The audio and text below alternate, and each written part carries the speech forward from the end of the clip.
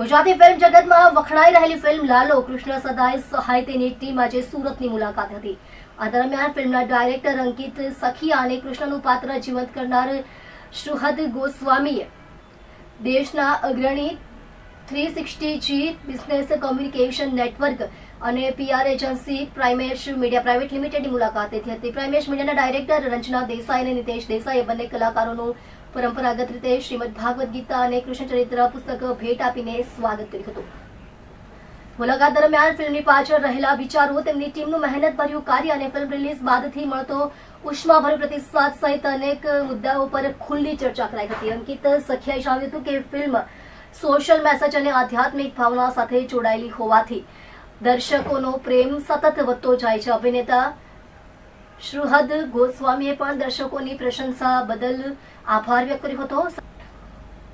સમગ્ર સ્ટાફે ફિલ્મની ટીમને આવનારા સમયમાં વધુ સફળતા અને વિશાળ પહોંચ મળે તેવી શુભેચ્છાઓ પાઠવી હતી. મેસેજ તો હું એવું નહીં કહી શકું કે નકરા મેસેજ ઉપર, કારણ કે ફિલ્મ સેલ્ફ રિફ્લેક્શન એટલે છે કે અમે કોઈ પણ વસ્તુને ઓલી રીતે ટ્રાય નથી કરી. તમે આમ કરશો તો તમારે આમ જ કરવું પડશે કે તું આમ કર એવું કોઈ એને પરાણે ફોર્સફુલ અમે બતાવ્યું છે. કોઈ માણસને જો આમ કરો, તમે આવું કરશો તો આવું થશે, આવું કરશો તો આવું થશે, આવું કરશો તો આવું થશે. જેમ કે એ છે કે એના મિત્રો સાથે દારૂ પીવે છે અને દારૂ નથી પીવો, છતાં એના મિત્રને પરાણે પીવડાવે છે અને પછી એને લત લાગી જતી. એવા મિત્રો સાથે નથી બેસવાનું. જયારે એની હાજરી નથી ત્યારે વ્યાજના રૂપિયા એને ઘરે મોકલે છે, એને બૈરીને અલગ ખરાબ નજરથી જોવે છે. એનો જ એનો ભાઈબંધ છે.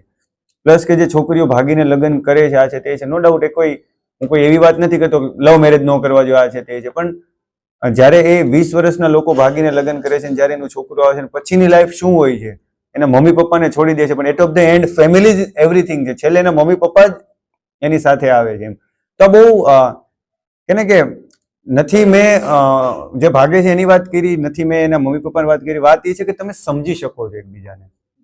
આખી વાત એ છે કે એકબીજાને સમજો. જેમ કે આજે મારા પપ્પા છે તો એની યાર વાત કરું, મારા મમ્મી યાર વાત કરું, મારા ભાઈબંધ મિત્રો કેવા છે, એકબીજાને ટ્રાન્સપરન્સી હોય ને તો આ કોઈ પ્રશ્નની વાત જ નથી. આ બહુ સેલ્ફ રિફ્લેક્શન છે. એટલે જ આખું ફેમિલી જોવા જઈ રહ્યું છે. એક નાના બાળકથી લઈને એક દાદા સુધી આખા લોકો બેસે છે.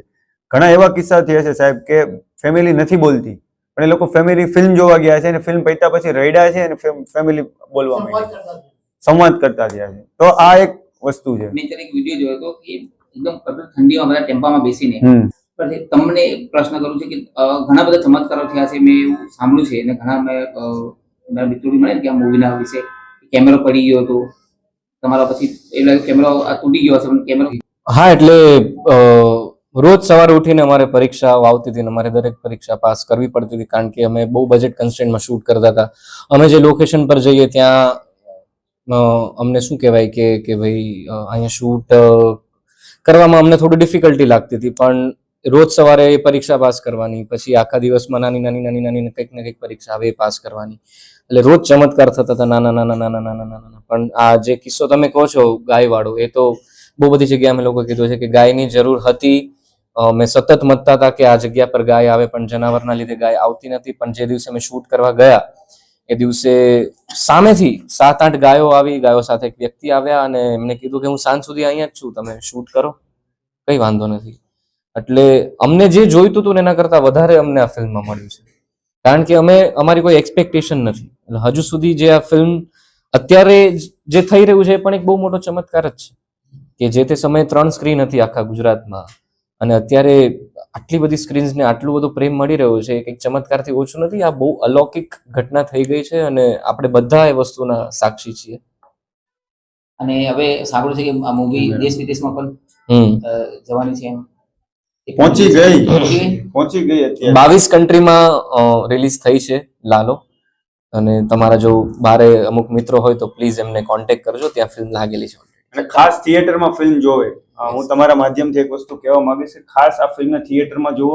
કદાચ ડાઉનલોડ કરીને જોઈ હોય તો તમે થિયેટરમાં જાઓ ને, ફેમિલી સાથે જાઓ અને તમારા ઘરે કોઈ વડીલ છે કે કોઈ નાનું બાળક છે તો બધાને સાથે લઈને ફિલ્મ થિયેટરમાં માણો અને એન્જોય કરો, કારણ કે કૃષ્ણ તમને મળવા આવી ગયા છે.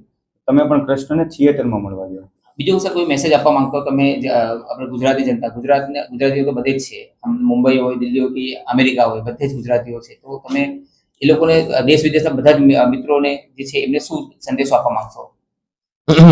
મારે ખાલી એટલું કેવું છે કે ઘણી વખતે રોજબરોજની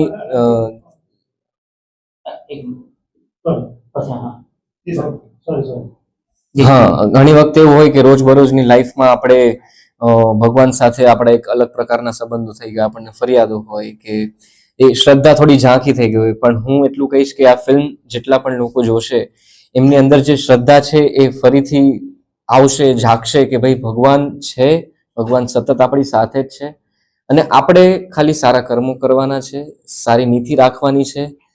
એટલે ભગવાન આપણે જે પેલું હતું ને કે ભગવાન આપણને એવું લાગતું હતું કે બહુ અઘરા છે એમને મળવું, એમને પામવું બહુ અઘરું છે, પણ આ ફિલ્મ જોઈને લોકો એવું કહે છે કે તમે એટલું સરળ કરી દીધું છે ને ભગવાનને મળવાનું અને ભગવાનને પામવાનું, કે આપણે ખાલી સારા કર્મો કરશું ને એટલે ભગવાન આપણને મળશે. કદાચ ભગવાન બાજુમાં જ આપણી હશે, આપણી અંદર જ છે.